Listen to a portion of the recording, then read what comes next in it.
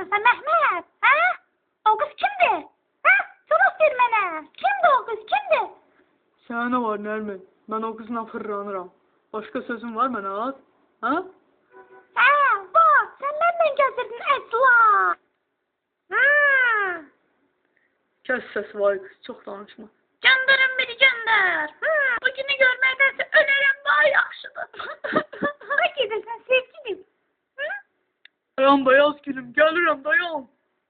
Öldürəcəm özümü Mehmet. Məni nə gidə qoydun? Öləsiz siz elə, öləsiz, öləsiz.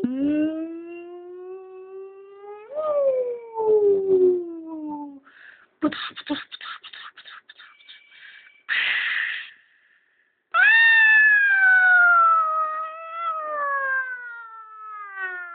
Aman Allah, öldün. Kömeğin. Mehmet. Geldim beyaz gülüm, geldim. Beyaz gülüm. Beyaz gülüm dayan, dayan. Dayan, dayan seni çıkartacağım. Mehmet kömeğiyle beni, kömeğiyle. Kömeğiyle beni, çıkart beni buradan. Mehmet dayan. Dayan canım, dayan.